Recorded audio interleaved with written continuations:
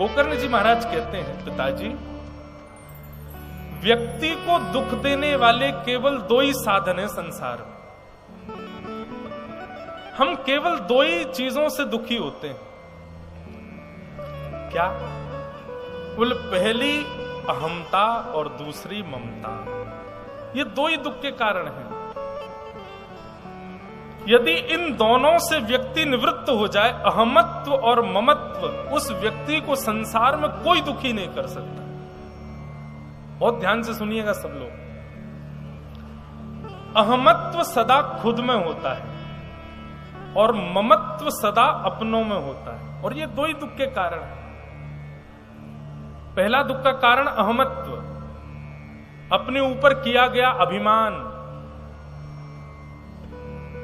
संसार में सबसे ज्यादा दुखी वही है जिसको सम्मान की बहुत इच्छा है। सबसे ज्यादा अपमान भी उसी का होता है जिसको सम्मान की बहुत भूख होती है, मेरा सम्मान हो।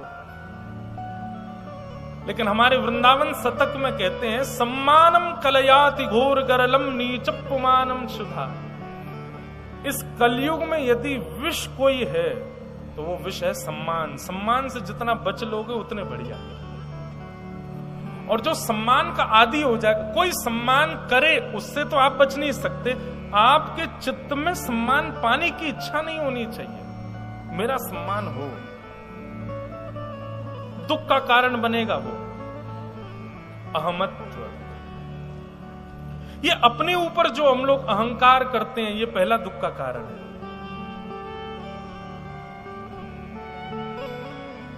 बिंदु जी महाराज जी के बड़े प्रिय प्रिय कवि हैं। एक हमारे वृंदावन के कवि हैं श्री बिंदु जी। कवि नहीं है, कथाकार थे। बिंदु जी का एक सुंदर पद है, पूज्य पिताजी कथा में गाते हैं, किसी की दी हुई वस्तु पर अहंकार करे, इससे बड़ी मूर्खता क्या होगी। आपने मुझको अपनी गाड़ी दे दी, बोले कि हम जा रहे हैं 10 दिन के लिए कहीं घूमने, आप हमारी गाड़ी रखो। और मैं 10 दिन के लिए उस गाड़ी पर इतना अहंकार जमाऊं, अरे ये तो मेरी है, मैं चाहे जैसे चलाऊं, मैं चाहे जैसे रखूं। ये कितने बड़ी निंदा की बात होगी कि कोई व्यक्ति मुझे अपनी वस्तु देकर के गया और मैं उस पर अपना अधिकार जमाऊं। यही सब हम आप सब लोग कर रहे हैं। तन ठाकुर जी ने दिया, ठाकुर जी की सेवा के लिए दिया, संतों की सेवा के लिए दिया, लेकिन इस तन से अभिमान करके हम अपने को ही संतुष्ट कर रहे हैं। इसलिए पहला दुख का कारण अहमत्व, इसका त्याग। दूसरा दुख का कारण ममत्व, अपनों के प्रति जो हमारा हो जाता है, मेरा मेरा मेरा, मेरा बेटा, मेरी बेटी, मेरा मकान, मेरी दुकान, मेरा। ये मेरापन जो होता है, ये दुख का कारण देता है। इन दोनों से निवृत्त हो जाओ पिताजी। पश्यानिशम जगदिदम क्षण भंगु निष्ठम वैराग्य राग रसको भव भक्ति निष्ठम। इन दोनों से यदि आप निवृत्त हो गए तो आपको संसार में कोई दुखी नहीं कर सकता। गोकर्ण जी महाराज पिताजी को उपदेश दे रहे हैं, और इस उपदेश में एक बहुत सुंदर बात कहते हैं, अन्यस्य दोष गुण चिंतन माशु मुक्त्वा। सबके प्रति सम रहो।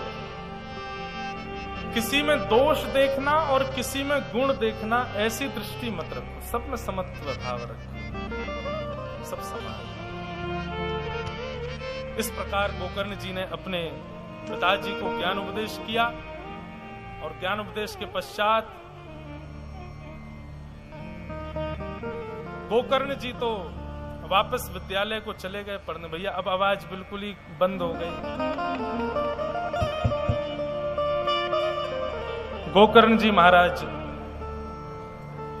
वापस विद्यालय चले गए।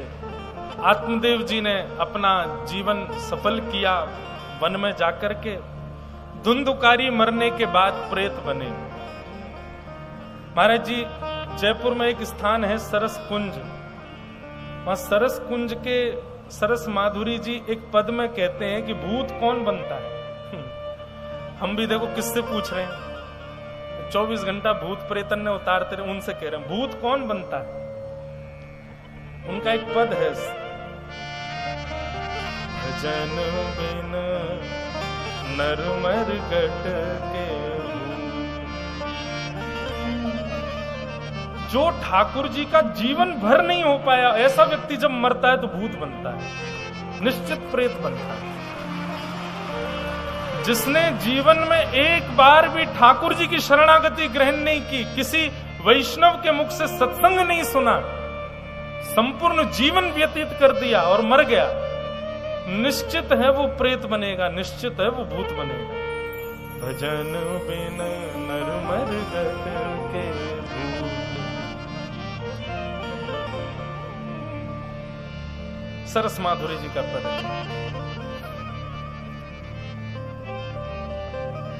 इसलिए भैया ठाकुर जी का नाम जपा करो।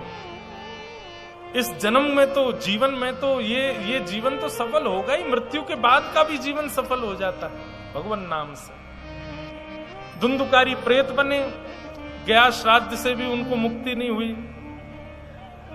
तब सूर्य भगवान की आज्ञा से गोकर्ण जी महाराज ने भागवत की कथा की, और श्रीमद् भागवत की कथा होते ही भयंकर प्रेत योनि में बंधे हुए श्री धुंधुकारी जी भगवत रूप धारण करके प्रकट हो गए और भगवत धाम को प्रस्थान कर गए।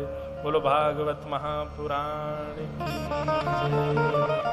प्रेत पीड़ा विनाशिनी, श्रीमद् भागवत की वार्ता प्रेत पीड़ा से निवृत्त करती है, प्रेत पीड़ा को नष्ट करती है। ऐसी भागवत जी की कथा सुनकर के धुंधुकारी अपने भयानक प्रेत योनि से निवृत्त होकर के भगवत धाम को प्रस्थान कर गए। प्रसंग ऐसा आता है कि फिर गोकर्ण जी ने विष्णु दूतों से पूछा, इतने सारे लोग कथा में आए थे, केवल धुंधुकारी क्यों मुक्त हुआ, सब मुक्त क्यों नहीं हुए? विष्णु दूतों ने कहा, बोले श्रवण विभेदेन, इन लोगों ने केवल श्रवण किया है, जीवन में उतारा नहीं है कथा को, इसलिए इनके लिए विमान नहीं आया। दूसरी बात, विमान दो स्थिति में आता है। पूज्य पिताजी महाराज कथा में कहते हैं, कथा में विमान दो स्थिति में आता है। पहला, श्रोता जाने के लिए तैयार हो, तैयारी नहीं है तो विमान नहीं आएगा। कहीं पता चली बागेश्वर धाम में 151 बारात भी आई और 1 लाख विमान और आ गए स्वर्ग से। जितने श्रोता हैं सब मुक्त हो गए। सब कहेंगे महाराज जी हम तो विवाह उत्सव में आए थे, निवृत्त होने थोड़े ही आए थे, अभी तो बेटा को ब्याह करना है, अभी तो घर जाना है, हमको वापस अपने घर जाना। हम तो महाराज जी महाशिवरात्रि उत्सव मनाने आए थे, लेकिन यहाँ क्या हुआ, ये विमान आके विष्णुदूत पकड़ पकड़ के ले जा रहे हैं। कथा में विमान आता है, लेकिन उसके लिए आएगा जो जाने के लिए तैयार है।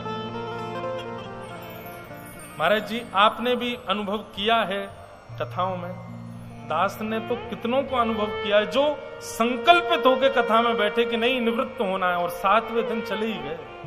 7वें दिन नहीं, 4थे 5वें दिन ही चले गए। कितनी बार कथाओं में ऐसा हुआ। बद्रीनाथ में एक बार महाराज जी कथा थी, तो यजमान परिवार के पुरोहित जी 4थे दिन कथा में भीष्म स्तुति चल रही थी, पता नहीं उनको क्या भाव आया, और कथा के बाद में मंच से हम उतरे तो रो रहे थे। मैंने कि पंडित जी आप ऐसे क्यों? बोले महाराज जी बस अब इच्छा है, जैसे भीष्म पितामह को शेष शैया पे दर्शन हो गए और वो चले गए, ऐसे ही मैं भी अपनी शयन शैया पर लेटे लेटे ठाकुर जी को देखूं चला जाऊं। मैंने कहा भैया ऐसी बात मत करो। वो नहीं अब तो यही स्थिति है।